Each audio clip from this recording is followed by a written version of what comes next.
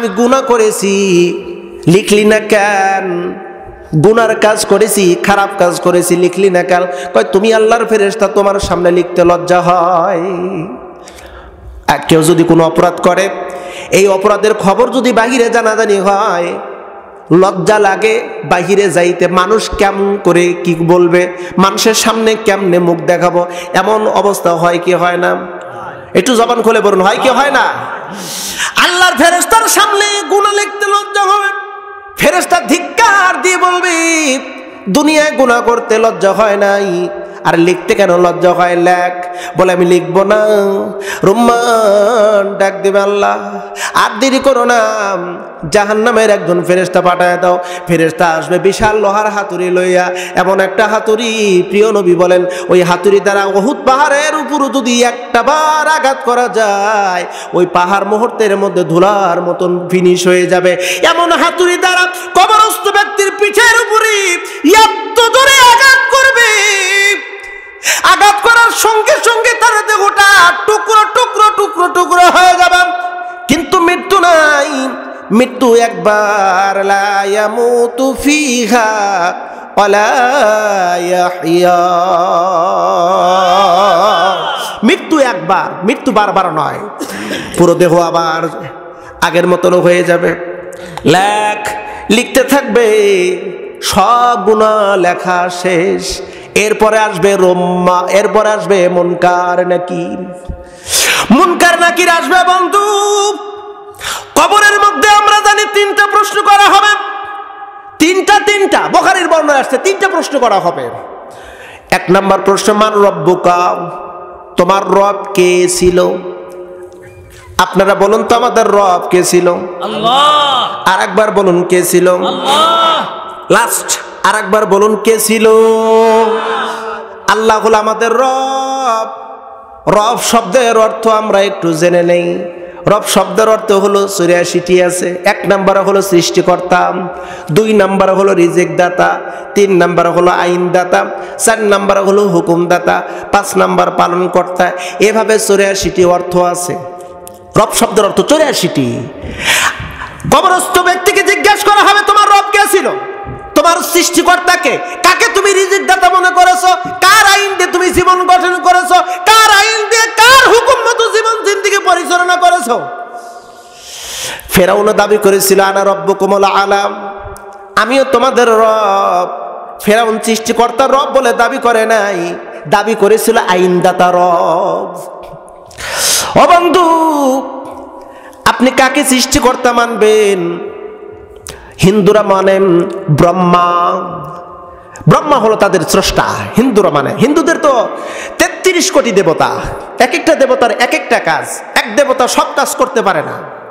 এজন্য রসুলকে ওই কাফেরা জিজ্ঞেস করেছিল, মোহাম্মদ বিন আব্দুল্লাহ, তোমার আল্লাহর পরিচয় বলো, তার বংশ পরিচয়টা একটু বলে দাও।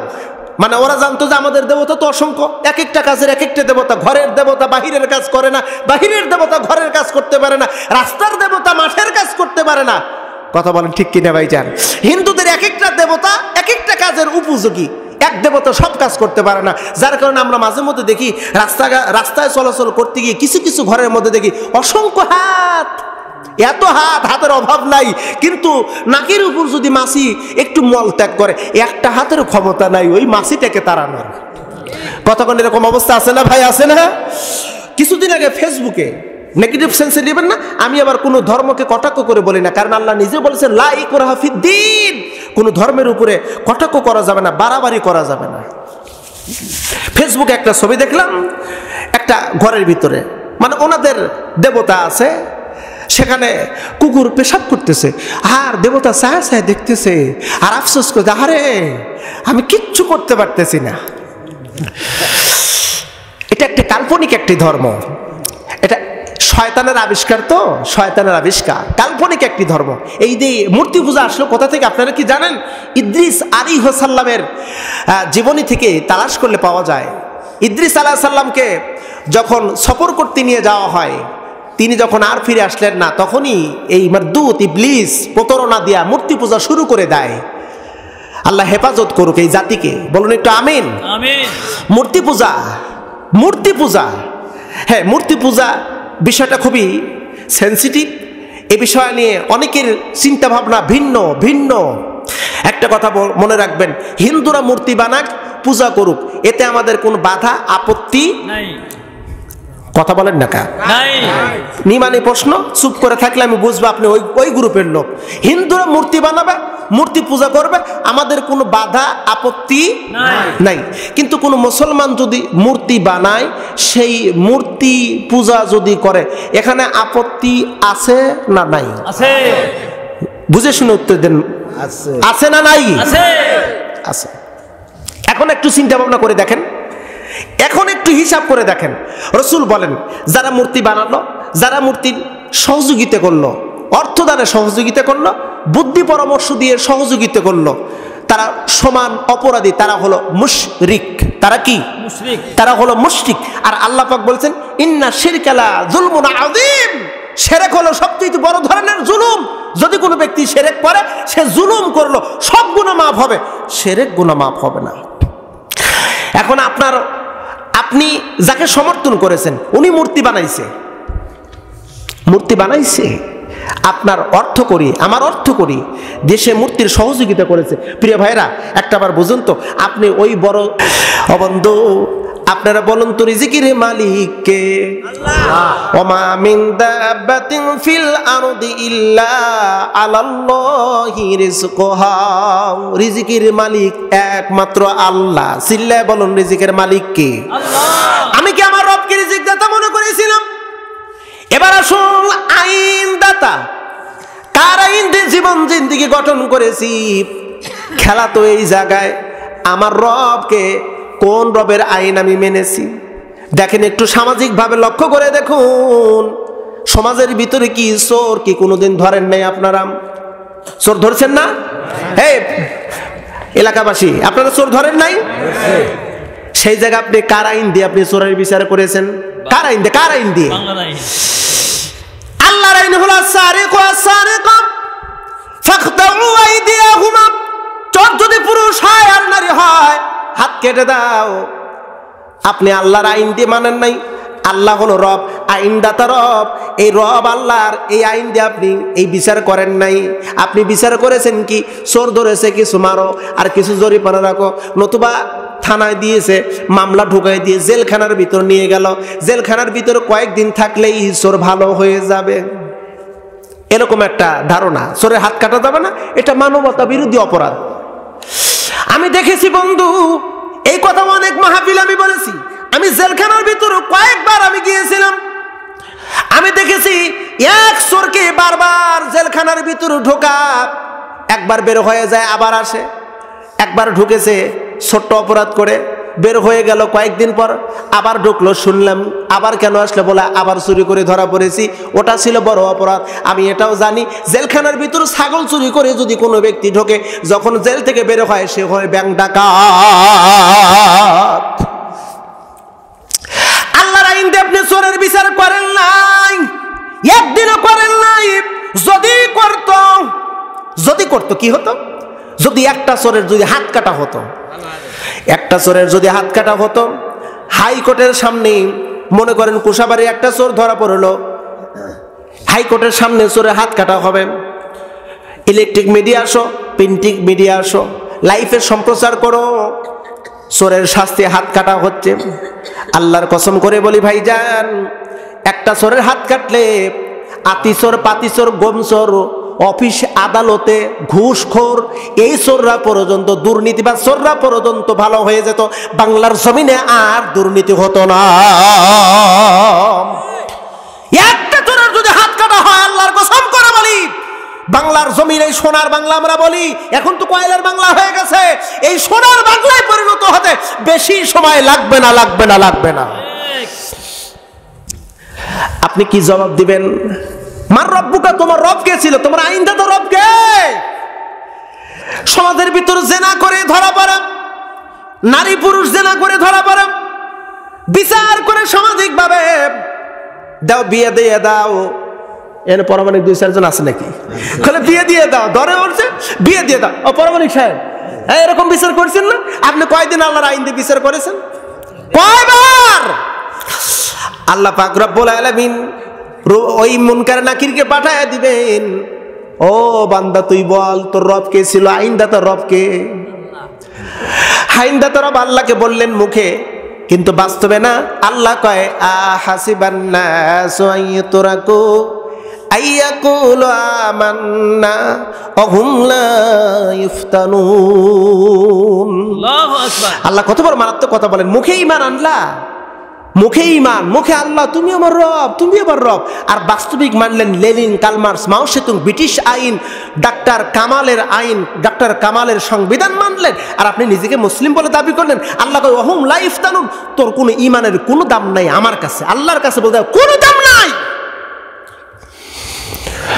প্রিয় ভাইরা, জেনার শাস্তি যতটুকু জানি আল্লাহর আইন হলো বিবাহিত যদি হয় রজম করে দাও, আর অবিবাহিত হলে 100 দরাঘাত মেরে ফেলো, 100 দরাঘাত মারো, এটা হলো আল্লাহর আইন। এভাবে যদি একটার পর একটা যদি বলতে যাই সারা রাত পার হয়ে যাবে। 1 নাম্বার গেল মার রব্বুকা, তোমার রব কে ছিল? খেলা আছে বন্ধুরে।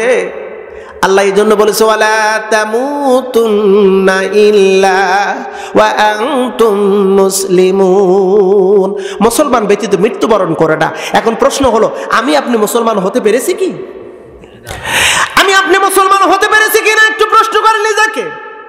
ওয়াইদ ক্বালা লাহু রাব্বুহু আসলিম ক্বালা আসলামতু লিরাব্বিল আলামিন। ইব্রাহিম নবীকে আল্লাহ পাক বলেন, ও ইব্রাহিম আত্মসমর্পণ করো রে, আত্মসমর্পণ কর। আত্মসমর্পণ করার অর্থ হলো কি? আমি যেটা বলবো সেটা করতে হবে, যেটা নিষেধ করব সেটা তোমাকে পরিত্যক্ত করতে হবে। ইফআল, ইফআল করো, ডু ইউ ওয়ার্ক, কাজটা করো, লান তাফাল, কাজ করো। যেটা পৃথক করতে বলবো সঙ্গে সঙ্গে পরিত্যাগ করে দাও, তবেই তুমি মুসলিম। ইব্রাহিম নবী বললেন আসলাম তু, হ্যাঁ রব আমি আত্মসমর্পণ করলাম। আপনি বললেন আত্মসমর্পণ করার কথা, অর্থাৎ যা বলবেন তা করব, যেটা নিষেধ করবেন সেটা পরিত্যক্ত করে দেব। মিল্লাতা বিকুম ইব্রাহিম হুয়া সাম্মাকুমুল মুসলিমিন। আল্লাহু আকবার। ও বন্ধু, ইব্রাহিম নবীকে আল্লাহ মুসলিম উপাধি দিয়ে দিল, মুসলিম, তুমি আত্মসমর্পণকারী। এখন একটু বোঝেন তো, আমি আপনি কয়টা আল্লাহর আইনকে, আল্লাহর বিধানকে সরাসরি মানলাম, যেগুলো নিষেধ করেছে সেগুলো পৃথক করে দিলাম। এখন এমনও কিছু ব্যক্তি আছে মাথায় টুপি, মুখে দাড়ি, নামাজও পড়ে, মসজিদের সভাপতি, দেখা যায় ওই লোকটা সমাজের সব চাইতে সুদখোর ব্যক্তি। মনে হয় আপনাদের এই কুশাবাড়ি এলাকায় একটাও নাই বাবা, একটাও নাই। মাথায় টুপি, মুখে দাড়ি, নামাজ পড়া, মসজিদের সভাপতি সুদখোর, ঘুষখোর। আহা, আল্লাহ কয় তুই কেমনে সভাপতি হস, তোর লজ্জা করে না? তবে একটা কথা শুনে রাখেন, আল্লাহর জমিন, আল্লাহর দিন যদি প্রতিষ্ঠিত হয়, এরকম সুদখোর সভাপতি মসজিদে, মসজিদে কোনো সুদখোর ব্যক্তিরা ঢুকতে পারবে না ইনশাআল্লাহ। এই সুদখোর, তোর আবার কিসের মসজিদ, তোর আবার কিসের নামাজ, কিসের রোজা? তুই তো সরাসরি আল্লাহর সাথে জিহাদ ঘোষণা করে দিয়েছিস। যে ব্যক্তি সুদ খায় না সে ব্যক্তি সরাসরি আল্লাহর সঙ্গে জিহাদ ঘোষণা করে দিয়েছে। অনেকে মন খারাপ করতেছেন যে হুজুর, হুজুরে নিয়ে আসলেন শুধু আমাকে খালি বকা বকা দিয়ে যাচ্ছে। ভাই জান, আমি একটা নিজের স্বার্থের জন্য কথা বলি না, আমি চেষ্টা করতেছি কোরআন থেকে কথা বলার জন্য। যে কথাগুলো আমাদের মৌলিক কথা, এটা আমাদের জানা দরকার আছে না নাই? অনেকে উঠে যাচ্ছে, কয় এইটা কি হুজুর আনছে বাবা, একটু রহিমা জরিনের কেচ্ছা করলে কত ভালো হতো। তবে একটা কথা শুনে রাখেন, আমার বেশি দরকার নাই। এক সময় এসেছিল মনের ভিতরে এরকম, আল্লাহ মাফ করে দিক, বেশি মানুষ না হলে ওয়াজ করে শান্তি পাইতাম না। আমার কথা হলো বেশি মানুষের দরকার নাই, 5 জন যদি থাকে, 2 জন যদি থাকে, কোরআন থেকে কথা বলবো, যদি শোনে সফলতা আমার ওখানেই। 12টা বেজে গেছে ভাই, আমি আর আলোচনা না করি না, অনেক রাত হয়ে গেছে। না 2 ঘন্টাও হবে না। জি জি, 1টা পর্যন্ত। হাত উঁচু করে দেন, কারা কারা?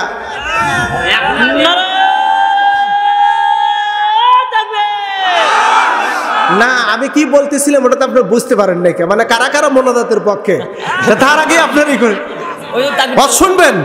আচ্ছা ঠিক আছে, ভালো কথাই, ফাঁকা জায়গা 30 সেকেন্ডের ভিতর পূরণ করতে হবে, ওঠা যাবে না ইনশাআল্লাহ। হ্যাঁ, 30 সেকেন্ডের মধ্যে জিকির লা ইলাহা ইল্লাল্লাহ, লা ইলাহা ইল্লাল্লাহ,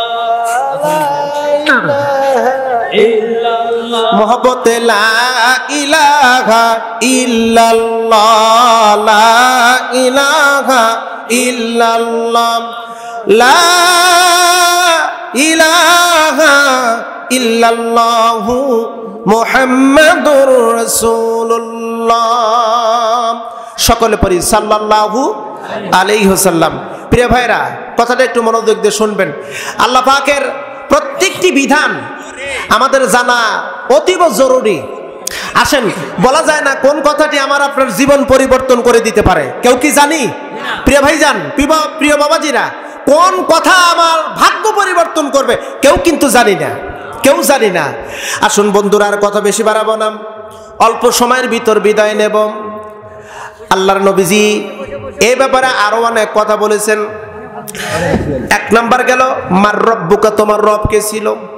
এবার 2 নাম্বার অবান দিনুকা, তোমার দিন কি ছিল। দিন, এখানে দিন বলতে কি বোঝায়? দিন শব্দের অর্থ হলো ধর্ম। দিন শব্দের অর্থ কি? একটু জবান খুলে বলুন, দিন শব্দের অর্থ কি? ধর্ম। দিন শব্দের অর্থ হলো জীবন ব্যবস্থা। জীবন ব্যবস্থা, আপনি কোন জীবন ব্যবস্থা করেছেন? ইন্নাদ-দীনা ইনদাল্লাহিল ইসলাম, আল্লাহর কাছে মনোনীত জীবন ব্যবস্থা, তার নাম হলো ইসলাম। জোরে বলুন, তার নাম কি? ইসলাম। হুয়াল্লাযী আরসালা রাসূলাহু বিল হুদা ওয়া দীনিল হক লিইযহিরাহু আলাদ-দীনি কুল্লিহি ওয়ালাউ কারিহাল মুশরিকুন। তিনি সেই সত্তা যিনি রাসূল প্রেরণ করেছেন জ্ঞান প্রজ্ঞা সহকারে, এবং সাথে দিয়েছেন দীনিল হক, মানে সত্য ধর্ম, তার নাম হলো ইসলাম। জোরবান, তার নাম কি? এখন আপনাকে প্রশ্ন করা হবে, অমান দীনুকা। 1 নাম্বার প্রশ্নের রেজাল্ট হলো কি? আপনি যদি রবের বিধান মোতাবেক জীবন জিন্দেগি গঠন করতে পারেন, সবগুলো একটুকু বাকি নাই, সব কমপ্লিট পরিপূর্ণ যদি মানতে পারেন, তাহলে সেই সময় জবাব আসবে, হ্যাঁ রব্বুন আল্লাহ, আমার আল্লাহ রব। আচ্ছা ঠিক আছে, প্রথম প্রশ্ন অ্যান্সার গেল। এবার 2 নম্বর প্রশ্ন, তোমার দিন কি? তোমার দিন কি ছিল? ও বন্ধু, একটু ভালো করে বুঝবেন নাকি কালেকশন করব? হ্যাঁ, 2 নম্বর দিন কি ছিল তোমার? এখন কোন দিন তোমার জীবন ব্যবস্থা ছিল? আল্লাহ একটা প্রশ্ন করেছেন, আফাতুমিনুনা বিবাদিল কিতাব ওয়া তাকফুরুনা বিবাদ। মারাত্মক কথা, কিছু তুমি মানবে আর কিছু মানবা না। অর্থাৎ একটু বোঝেন, কিছু ইসলাম ধর্মের, কিছু ইসলাম নামক দিন থেকে গ্রহণ করবে, আর বাকিগুলো অন্য দিন থেকে গ্রহণ করবে। আফাতুমিনুনা বিবাদিল কিতাব ওয়া তাকফুরুনা বিবাদ, কিছু মানবার কিছু মানবা না, তা হতে পারবে না। উদখুলু ফিস সিলমি কাফা, তোমাকে মানতে হবে এই ধর্ম, জীবন ব্যবস্থা ইসলাম, এটা পরিপূর্ণ, পরিপূর্ণ। ইসলামী জীবন ব্যবস্থা কেমন? আপনি টয়লেটে যাবেন কেমনে, এটা ওই ইসলাম থেকে আপনাকে নিতে হবে, ঠিক কিনা? আপনি খাবার খাবেন কেমনে, এটাও ইসলাম থেকে নিতে হবে। এখন তো আধুনিক যুগ, আধুনিক যুগ, কিছু স্মার্ট কিছু যুবক দেখা যায় ডকডক করে দাঁড়ায়া বাম হাত দিয়ে খায়। অবশ্য আপনাদের এই কুশাবাড়ি এলাকার যুবকরা খায় না, আমি অনেক জায়গায় দেখেছি ডকডক করে দাঁড়ায় দাঁড়ায় খাচ্ছে বাম হাত দিয়া। এটা নাকি হলো, এটা হলো আলট্রা মডার্ন উন্নত সোসাইটিতে এটা নাকি সবচেয়ে সৌন্দর্য। ইসলাম ব্যতীত যত সৌন্দর্য আছে সবগুলো হারাম, আর ইসলামের ভিতর যত সৌন্দর্য আছে এত সৌন্দর্য কোন ধর্মের মধ্যে নাই। ও বন্ধু, আপনাকে ইসলাম নিতে হবে। ঘুম থেকে শুরু করে ঘুমানোর পূর্ব পর্যন্ত ইসলামী রীতি নীতি অনুযায়ী, নেগেটিভ সেন্সে নেবেন না। অনেকেই বলে যে আল্লাহর রাস্তায় দিনে কতটুকু সময় দিয়েছ, অনেকে বলে। আমি বলি বন্ধু, না না, আল্লাহর রাস্তা, আল্লাহর দিনের সব সময় এই দিন পরিপূর্ণ সময়টা আমার আল্লাহর সন্তুষ্টির জন্য হতে হবে। একটা আয়াতের ভিতরে আল্লাহ পাক সবগুলো বোঝাই দিয়েছেন, কুল ইন্না সালাতি ওয়া নুসুকি ওয়া মাহইয়ায়া ওয়া মামাতি লিল্লাহি রাব্বিল আলামিন। আমার নামাজ, আমার রোজা, আমার বন্দেগি কবুল করম, কবুল করম আমার জিন্দেগি। আমার নামাজ, আমার রোজা, আমার বন্দেগি। বলুন না একটু আমিন। ও নবী আপনি বলুন, আমার নামাজ, আমার কুরবানি, আমার বেঁচে থাকা, আমার মরে যাওয়া, সবগুলো হলো আল্লাহর। জোরে বলুন সবগুলো কার? আল্লাহ। এখানে চারটা কথা।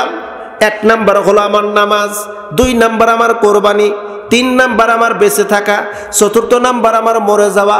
সবগুলো হতে হবে আল্লাহর সন্তুষ্টির জন্য। এটা হলো সরল অর্থ। এর ব্যাখ্যা যদি আমি বলতে চাই প্রায় কয়েক ঘন্টা সময় লাগবে। শুনবেন নি আপনারা?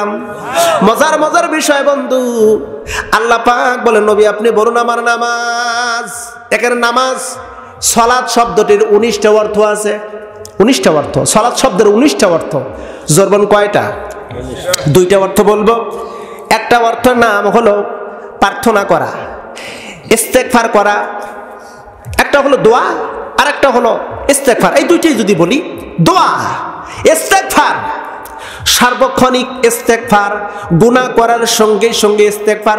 ভুল হবে স্বাভাবিক, মুহূর্তের মধ্যে আমি ইস্তেগফার করব। সব সময় কন্টিনিউ কাজ করতে, কথা বলতে একটু ত্রুটি হয়েছে, ইস্তেগফার করব। ইস্তেগফারের শর্ত আছে কয়েকটি। যে যে কায়দা অপরাধ করবে সে সেই কায়দায় ইস্তেগফার করবেন। এখন আপনি সুদ খাইছেন কোটি কোটি টাকা, মসজিদে এসে ইস্তেগফার করতে, আস্তাগফিরুল্লাহ, আল্লাহ মাফ করে দাও, আল্লাহ মাফ করবে? এবার কোটি টাকার সুদ খাইছেন আপনি, আপনি মসজিদের ভিতর যতই সেজদা দেন আর তাহাজ্জুদ পড়েন, ইস্তেগফার করেন, কোনো লাভ নেই। আপনার ইস্তেগফার হলো যেখান থেকে সুদের টাকা খাইছেন সেখানে আপনাকে ফেরত দিতে হবে। ইস্তেগফার, প্রিয় ভাই, কথাটা খুব ভালো করে বুঝবেন। না বুঝলে জিজ্ঞাসা করবেন না, উত্তর দেওয়ার চেষ্টা করব। তুবু ইলাল্লাহি তাওবাতান নাসুহা। তুবু, তুবু শব্দের অর্থ হলো ফিরে আসা, ফিরে আসা। ইস্তেগফার অর্থ হলো আপনি যে কায়দা গুনাহ করেছেন ওই কায়দা আপনাকে ইস্তেগফার করতে হবে। কাউকে থাপ্পড় মারছেন আপনি, নাদসৈয়দপুর বাজারে কুশাবাড়ি মসজিদে এসে কাঁদতেছেন, আল্লাহ আমি তো ভুল করছি, মারছি, মাফ করে দাও। আল্লাহ কয় আমার কাছে মাফ চাওয়ার আগে যা যা, যার কাছে মারছিস, যাকে মারছিস তার কাছে আগে যা। ঠিক কিনা? ও বন্ধু, আল্লাহ কয় নবী আপনি বলুন আমার নামাজ, দোয়া, ইস্তেগফার, এটার নাম হলো সালাত। এখানে ব্যাখ্যায় আসছে আমার নামাজ তোমার জন্য। আবার কোরবানি, এখানে কি কোরবানি? ওই যে ঈদুল আজহার, ঈদের দিন আমরা পশু কোরবানি করি, চতুষ্পদ পশু, গরু, ছাগল, ভেড়া, দুম্বা। এটার নাম কি সেই কোরবানি? না না, কোরবানি এটা হলো আপনার আত্মটাকে বিসর্জন দেওয়া, আত্ম অহংকারকে বিসর্জন দেওয়া, অহংকার বিসর্জন দেওয়া। মুসলমান বন্ধুগণ, এখানে কোরবানি বলতে আত্মত্যাগকে বোঝানো হয়েছে। এখন একটু খেয়াল করে দেখুন, আপনি কোন পথে আত্মত্যাগ করলেন? তগুতের পথে নাকি আল্লাহর পথে? তগুতের পথে নাকি আমার নবীজির পথে? অনেকে গর্ব করে বলে আই অমুকের সৈনিক, বলে না এরকম মানুষ? বলে না আমি অমুকের সৈনিক। আমি তখন হাসি আর চিন্তা ভাবনা করি, আরে মানুষ পাগল হলে এমনই হয়। সৈনিক যদি তোমাকে দাবি করতেই হয়, তুমি বলো আমি আল্লাহর সৈনিক। কথা বলেন না কা? আল্লাহর সৈনিক, অথবা পৃথিবীর যদি মানুষের সৈনিক দাবি করো, বলো, তাহলে বলো আমি প্রিয় নবীজির সৈনিক। তোমাকে যদি সৈনিক দাবি করতেই হয়, তুমি বলো মুহাম্মদ সাল্লাল্লাহু আলাইহি সাল্লামের সৈনিক, আমি বদরের সৈনিক, আমি উহুদের সৈনিক, আমি হুনাইনের সৈনিক, আমি বালাকোটের সৈনিক। আল্লাহর জমিন, আল্লাহর দ্বীন কায়েম করার জন্য আমি সেই বীর মুজাহিদ সৈনিক। পৃথিবীর কোন তাগুতের সৈনিক না, তাগুতের সৈনিক না। পৃথিবীর কোনো তাগুতের সৈনিক আমি না, আমি হব আল্লাহর সৈনিক, ইমাম মাহদীর সৈনিক। আফসোস হয় তাদের জন্য, আত্মত্যাগ করে তাদের পথে সময় কাটায়।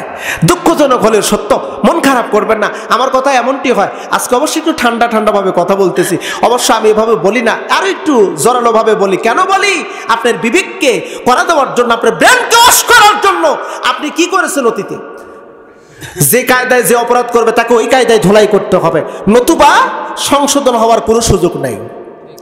প্রিয় বন্ধু, ভালো করে বুঝবেন, অনেক ব্যক্তি আছে নামাজ পড়ে মসজিদে, দোয়া করে রব্বানা যালামনা আনফুসানা ওয়া ইল্লাম তাগফির লানা, দোয়া করতেছে, নামাজ পড়তেছে, সবকিছু ঠিকঠাক, সমস্যা নাই।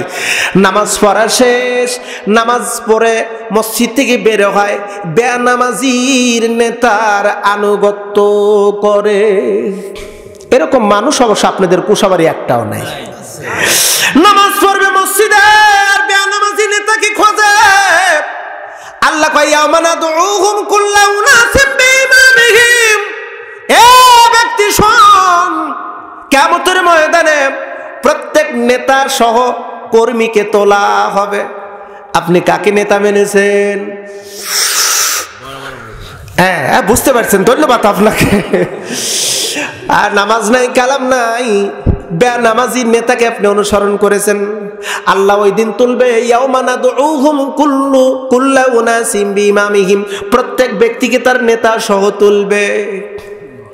কাকে অনুসরণ করেছেন ওই নেতা সহ তুলবে। ছাড় পাওয়ার কোনো সুযোগ নাই, কোনো সুযোগ নেই, কোনো সুযোগ নাই। ও বন্ধু, নামাজ পড়লাম, অথবা আমার নামাজি নেতা যেখানে আমি আছি সেখানে, এমন চিন্তা হওয়া দরকার আছে না নাই? তাহলে আমার সাথে বলুন, নামাজি নেতা যেখানে আমি আছি সেখানে, নামাজি নেতা যেখানে বেনামাজি নেতা মানি না, মানবো না। ও বন্ধু, সমাজের ভিতর দুর্লভ, নামাজ যদি প্রতিষ্ঠিত থাকতো, একজন ব্যক্তি বেনামাজি ব্যক্তিকে ভোট দিত না। সামনে আসতেছে নেতা নির্বাচন করার সময়, আপনি কাকে ভোট দিবেন? ওই সিঙ্গারা মার্কা একজন নেতা দাঁড়াইছে, ওরে আপনি ভোট দিবেন।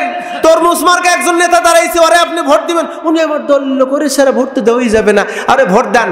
এই যে দুর্নীতির মূল জায়গা কোন জায়গা জানেন কি আপনারা? দুর্নীতির মূল উৎস হলো জনগণ। জনগণ হলো মূল উৎস। ভোট চাইতে আসে, বলে ভোট দিতে পারি, 2টা 7 আপ দিতে হবে। চাষটালে বসে আছে, আর মিটু আসে না কে? তরমুজ মার্কা পার্টির নেতারা আসে না কে? আসতেছে, ভোট তো তোমাকেই দেবো, চা খাও। বলে চাতে ভোট হবে না, স্পিড দিতে পারিবা। এখন 500 কর্মীর কাছে গেল, একটা করে স্পিড দিল, কত টাকা বিল হলো দেখেন একটু। একটা এমপি নির্বাচন করতে কয়েক কোটি টাকা খরচ হয়। ও টাকাগুলো তুলবে কোন জায়গা থেকে? তুলবে তো আপনার ভাগ্যের কাছ থেকে কেটে কেটে নিবে। দুর্নীতি তো ওরাই করবে, কেন করবে না? আমরা তো দুর্নীতি শিখাই দিই। বন্ধু, আর কথা নয়, দিন কি দিন বুঝতে হবে, পরিপূর্ণ দিন মানতে হবে। এবার কিছু মানবো ইসলাম, কিছু মানবো অন্য ধর্ম। আল্লাহ কয় ওমাইয়াবতাগি গায়রাল ইসলামি দীনা ফালাইয়ুকবালা মিনহু ওয়া হুয়া ফিল আখিরাতি মিনাল খাসিরিন। ইসলাম নামক ধর্ম ব্যতীত অন্য কোন ধর্মের রীতি নীতি, কৃষ্টি, কালচার, সংস্কৃতি এগুলো যদি গ্রহণ করে, আল্লাহ কয় ফালাইয়ুকবালা মিনহু, তার কোনো আমল গ্রহণ করা হবে না, কিচ্ছু গ্রহণ করা হবে না ইসলাম ব্যতীত অন্য কোন ধর্মের। 3 নাম্বার আসুন, এবার 2 নাম্বার প্রশ্ন, যদি ঠিকঠাক আপনি যদি দুনিয়ায় দ্বীনুল ইসলাম যদি মানতে পারেন, তাহলে জবাব দিতে পারবেন দ্বীনুল ইসলাম। আর যদি ঠিকঠাক যদি না মানতে পারেন, আপনার জবাব আসবে হায় হাতালা আদ্রি, আমি কিচ্ছু জানি না, কিচ্ছু জানি না, কিচ্ছু জানি না। 3 নাম্বার প্রশ্ন, আমার নবীউকা, তোমার নবী কে ছিল? আও মান হাজারা জুলুন, এই ব্যক্তিটাকে চেনো নাকি? আমার নবীজির চেহারা এনে এবার বলবে তুমি এই লোকটাকে চেনো নাকি, অথবা তুমি কার আদর্শ বাস্তবায়ন করেছো। আমার বক্তব্য হয় কার মতন? আমার চুলের কাটিং কেমন, আমার দাড়ির কাটিং কেমন, আমার পোশাকটা কেমন?